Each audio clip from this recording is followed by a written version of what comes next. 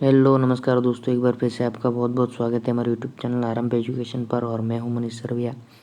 हमारी जो daily MCQ जो सीरीज़ चल रही है, आज उसमें एक हर रोज़ की तरह आज भी एक 5 एमसीक्यू मैं आपके लिए लेकर आया हूं और उसको हम डीप में स्टडी करेंगे। तो बिना किसी देरी के हम चलते हैं। देखिए पहला क्वेश्चन क्या है हमारा। पहला क्वेश्चन है, which budget has been presented for the first time in the India as a digital budget. तो किस बजट को जो है, नीचे जो ऑप्शन हमने दिए है उसमें से कौन से सा बजट है जिसको डिजिटली जो है प्रेजेंट किया गया था। ओके। तो यूनियन बजट 2018, 2019, 2020, 2021। ओके। तो कौन सा जो है बजट वो डिजिटली प्रेजेंट किया गया था पार्लियामेंट के अंदर। ओके। तो इसको एक बार पॉज करके अटेम्प्ट करने की कोशिश करें दोस्तों। इसमें जो हमारा आंसर बनता है वो यूनियन बजट 2021। ओके। 2021 का जो जो बजट था यूनियन गवर्नमेंट का, तो उसको जो है डिजिटली प्रेजेंट किया गया था निर्मला सीतारमन जी के द्वारा। उसको टैबलेट से जो है प्रेजेंट किया गया था। ओके। तो दोस्तों बजट के बारे में हमारा आंसर इसमें डी बनता है। तो बजट और हमारा क्वेश्चन जो आया है, तो हमें बजट के बारे में कुछ बेसिक जो बातें हैं वो पता होनी चाहिए। जैसे बजट के बारे में हमारे कॉन्स्टिट्यूशन में आर्टिकल 112 में लिखा हुआ है। ओके।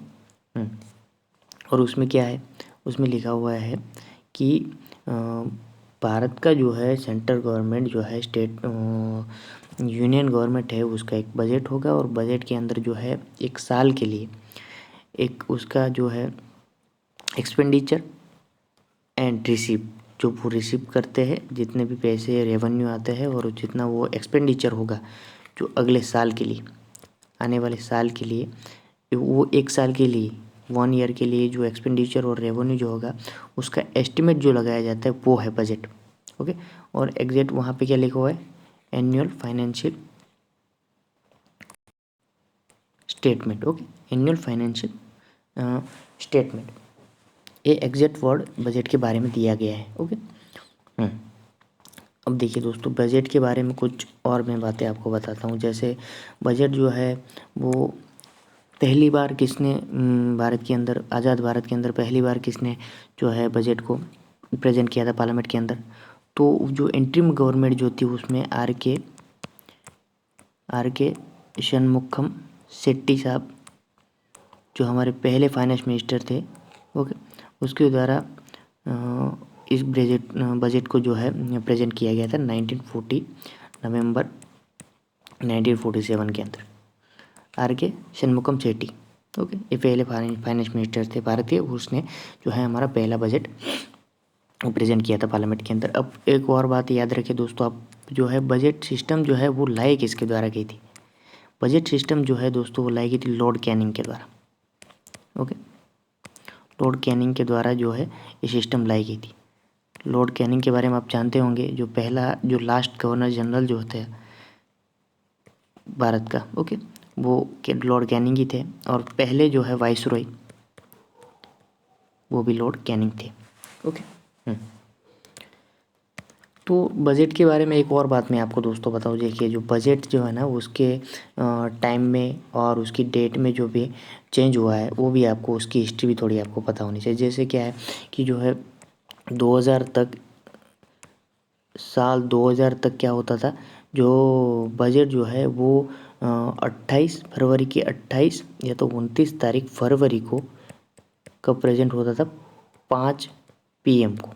ओके। शाम के 5 बजे को जो है ये टाइम होता था बजट को प्रेजेंट पार्लियामेंट के अंदर प्रेजेंट करने के लिए। ओके। लेकिन फिर क्या हुआ कि जब अटल बिहारी वाजपेयी साहब की जो सरकार आई 2001 के अंदर। ओके। और जिसमें यशवंत सिन्हा जो है वहाँ पे फाइनेंस मिनिस्टर थे। तो उस समय इस सरकार में, अटल बिहारी वाजपेयी साहब की सरकार में क्या हुआ कि इसके टाइम को जो है, डेट वही की वही है 28 और 29 फरवरी, टाइम को 11 बजे, सुबह 11 बजे कर दिया। ओके। अब सुबह 11 बजे 2001 से सुबह 11 बजे जो है वो बजट प्रेजेंट किया जाता है पार्लियामेंट के अंदर। ओके। और एक बात, अब टाइम का जो चेंज हुआ, ये टाइम का चेंज हुआ, अब डेट को जो चेंज किया गया वो कैसे हुआ, 2016 तक जो है दोस्तों, ये याद रखिए आप, 2016 तक जो है ये बजट को जो है वो तारीख 28 या तो 29 फरवरी तक, 29 फरवरी में ये प्रेजेंट किया जाता था 11 बजे। ओके, टाइम जो बदल गया 2001 से ये, लेकिन फिर जो नरेंद्र मोदी साहब की जो गवर्नमेंट है उसने क्या किया, 17 के अंदर, जब अरुण जेटली जो है वहाँ पे फाइनेंस मिनिस्टर थे, उसने इस डेट को जो है लास्ट डेट फरवरी को बदलकर फर्स्ट डे फरवरी का कर दिया बजट को प्रेजेंट करने का। ओके, ये कुछ बेसिक बातें थी दोस्तों जो बजट के बारे में आपको पता होनी चाहिए। एक और बात मुझे याद आ रही, मैं आपको बता दूं कि 2017 में एक और बात हुई, जब रेलवे बजट को जो है जनरल बजट से उसको मर्ज किया गया। ओके, और ये 92 साल में पहली बार ये हुआ कि रेलवे बजट को जो है जनरल बजट में मर्ज किया गया। ओके, तो इसमें हमारा दोस्तों आंसर बनता है वो डी है हमारा आंसर। तो नेक्स्ट चलते हैं। देखिए, ये इंदू का आर्टिकल है जिसमें finance minister Nirmala Sitharaman present union budget 2020-21 2020।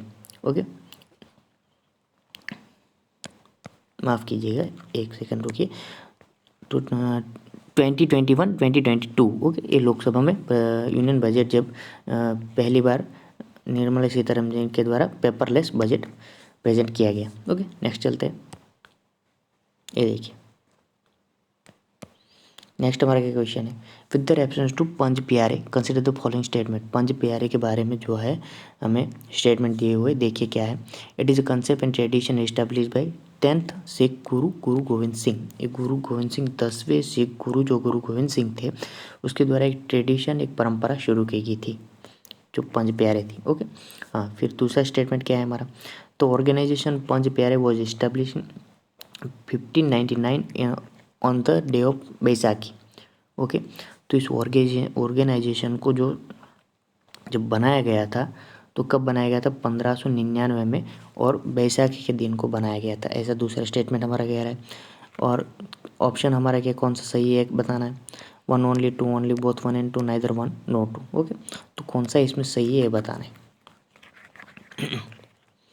इसमें जो आंसर हमारा दोस्तों बनता है ना सही, देखिए वो है ये बात सही है कि ये जो है गुरु गोविंद सिंह 10वें गुरु सिख गुरु गोविंद सिंह साहब के द्वारा ये पंज प्यारे जो है वो इस संस्था को बनाया गया था। ओके, लेकिन वो 1599 में नहीं है, वो 1699 में इसको बनाया गया। 13 अप्रैल 1699 में इसको बनाया गया था। ओके, और ये कहाँ पे बनाया गया था, आनंदपुर साहब जो है, आनंदपुर साहब पंजाब के अंदर, वहाँ पे उसको बनाया गया था। ओके, बैसाखी के दिन। अब आप सोच रहे होंगे पंज प्यारे क्या है, तो ये जो है दोस्तों गुरु गोविंद सिंह साहब के द्वारा, इसका मतलब जान लीजिए, पंज प्यारे का मतलब होता है कि 5 प्यारे लोग। ओके, और गुरु गोविंद सिंह साहब के द्वारा ये 1699 में 13 अप्रैल इसको नाम दिया गया पंज प्यारे। ओके, और इन्हीं लोगों ने पंज प्यारे, 5 प्यारे लोग जो इसका नाम दिया गया, तो इन्हीं लोगों ने फिर आगे जाके खालसा को बनाया। ओके, तो इसमें हमारा जो ऑप्शन बनता है सही दोस्तों वो है 1 ओनली। ओके, नेक्स्ट चलते हैं।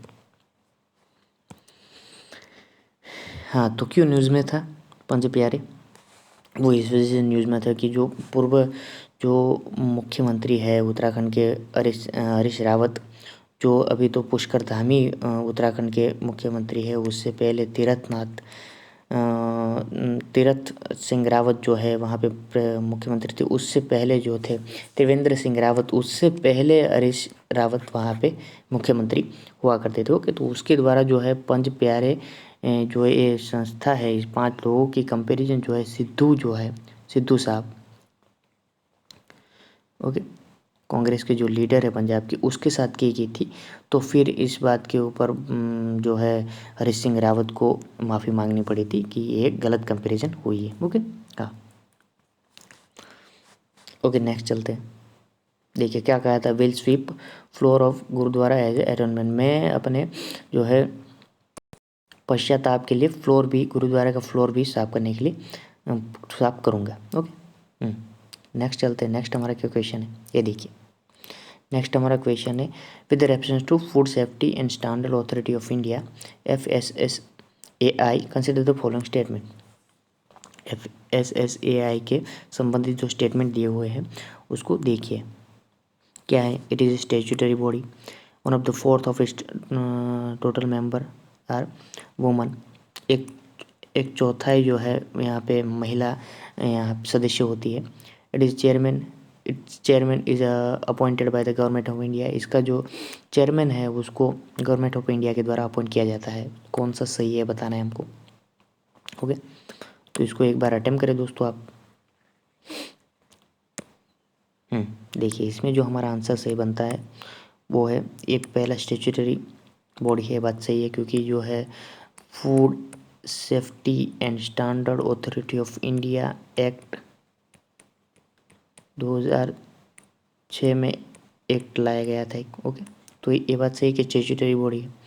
1/4 of its total member are woman, ये गलत है। 1/4 नहीं है, 1/3 है। 1/3 वहाँ पे जो सदस्य मेंबर जो है महिलाएं होगी, वुमन होगी। ओके तो ये गलत है। It's chairman is appointed by government of India, ये बात सही है कि उसके चेयरमैन को जो है अपॉइंट गवर्नमेंट ऑफ इंडिया के द्वारा किया जाता है। ओके अब 2006 में इसको बनाया गया। न्यू दिल्ली जो है, न्यू दिल्ली में इसका हेडक्वार्टर है। ओके और रीटा टियोटिया जो है अभी इसकी चेयरमैन है। ओके नेक्स्ट चलते हैं। इसका काम है फूड सेफ्टी और स्टैंडर्ड जो है उसको बना रहे उसको वो देखना उसका काम है। ओके नेक्स्ट चलते हैं। ये देखिए अभी क्यों न्यूज़ में है, Tamil Nadu cashew processor and exporter association. ये तमिलनाडु का जो है काजू का जो है प्रोसेसर और एक्सपोर्टर करने वाले जो एसोसिएशन है, हैज़ सॉट एक्सेम्पशन। उसने मांग की है कि माफ़ कर दिया जाए, हटाया जाए। क्या हटाया जाए, जो इम्पोर्ट होते हैं केशू नट्स फ्रॉम जो FSSAI जो है हमारी food safety and standard authority का जो है क्लियरेंस लेना पड़ता है कस्टम से, कस्टम के दौरान। ओके तो उसको जो है इस क्लियरेंस को हटाया जाए, ऐसी डिमांड थी, तो इस वजह से न्यूज़ में था। ओके तो नेक्स्ट चलते हैं। नेक्स्ट हमारा क्या क्वेश्चन है, ये देखिए। In which category is the olive ridley turtle in the IUCN Red List? In which category is the olive ridley sea turtle in the IUCN Red List? तो IUCN का जो रेड लिस्ट है उसमें जो olive Ridley turtle जो है वो कौन सी कैटेगरी में जो है उसको रखा गया है। तो कैटेगरी एंडेंजर्ड जो है गंभीर रूप से जो है खतरे में है, वर्नरेबल है। ओके नाजुक स्थिति में है, एंडेंजर्ड है खतरे में, लिस्ट कंसर्न का मतलब अभी उसकी इतना जो है कंजर्व करने की कोई ज़रूरत नहीं है, इतना कोई चिंताजनक इसकी संख्या घट नहीं रही है। तो कौन सी जो है ये लिस्ट में नाम है। ओके तो इसमें जो आंसर बनता है दोस्तों वो वल्नरेबल है, वल्नरेबल स्थिति में है, नाजुक स्थिति में olive Ridley sea turtle. Okay तो ये जो है ये उड़ीसा का जो तट है जहाँ पे ऋषिकुल्या रिवर जो है वहाँ पे वो आते हैं, हर साल आते हैं।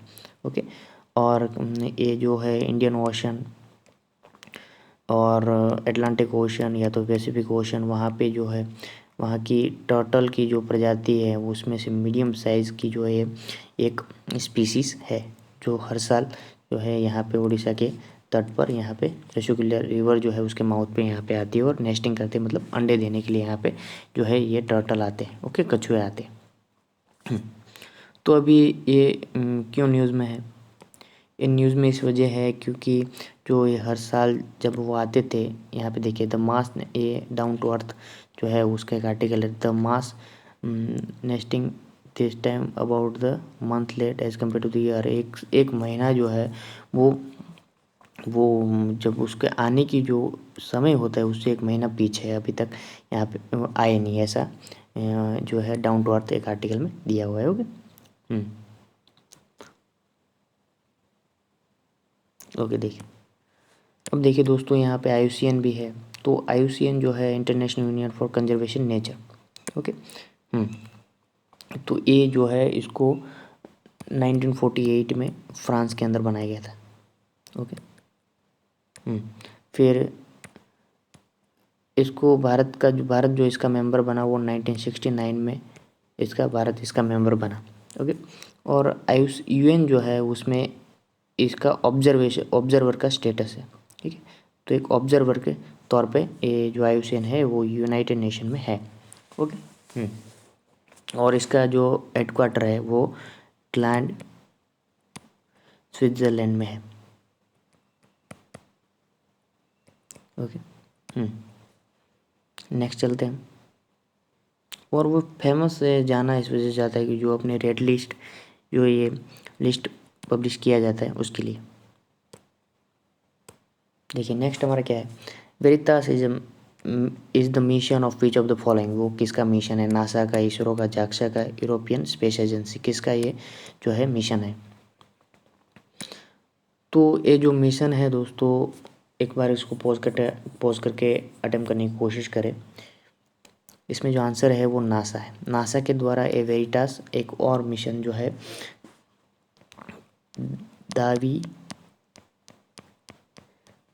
दाविंसी, ये जो वेरिटास और दाविंसी दो मिशन जो है वो वीनस के लिए भेजे जाने वाले हैं। ओके नासा के द्वारा। और वीनस जो है वो अर्थ की ट्विन भी माना जाता है। मतलब क्या है कि वो उसका जो अर्थ का और वीनस की जो शेप है दोनों प्लानेट का जो शेप है उसमें कोई ज़्यादा डिफरेंस नहीं है। तो इस वजह से अर्थ की ट्विन्स भी उसको कहा जाता है। ओके तो ये दो मिशन जो है वो वीनस के लिए भेजे जाने वाले। ओके शुक्र ग्रह के लिए भेजे जाने वाले।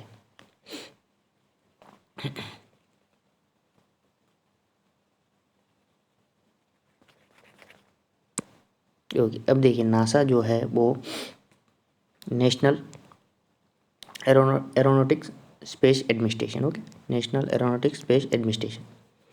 अब इसको जो है 1958 में बनाया गया था दोस्तों। ओके अभी यहाँ पे कौन है इसका एडमिनिस्ट्रेटर, बिल नेल्सन। ओके यहाँ पे एडमिनिस्ट्रेटर है और यहाँ इसका जो हेडक्वार्टर है वॉशिंगटन DC के अंदर है। ओके वॉशिंगटन DC के अंदर इसका हेडक्वार्टर है नासा का। ओके अब हमारे यहाँ ऑप्शन में इसरो भी है। तो इसरो जो है दोस्तों इसको बनाया गया था 15 अगस्त 1969 में बनाया गया था इसको। इसका कौन फाउंडर है, विक्रम साराभाई। विक्रम साराभाई इसके फाउंडर है। Okay Indian Space Research Organisation. Okay और इसका हेडक्वार्टर कहाँ है, बेंगलुरु में। ओके अभी जो है इसके हेड है वो के सिवान साहब है। ओके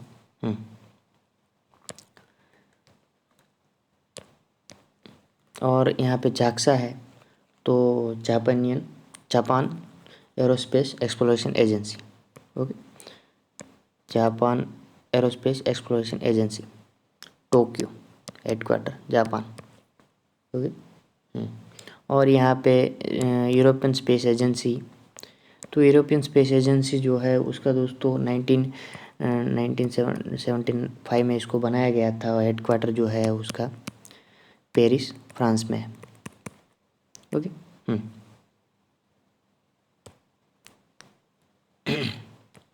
ये फोर्ब्स एक आर्टिकल में इसके बारे में आया था। ओके तो आज के इस लेक्चर में इतना ही रखते हैं दोस्तों। फिर भी मैं और भी नए नए क्वेश्चन आपके लिए लाता रहूँगा। आज के लिए इतना ही। Thank you.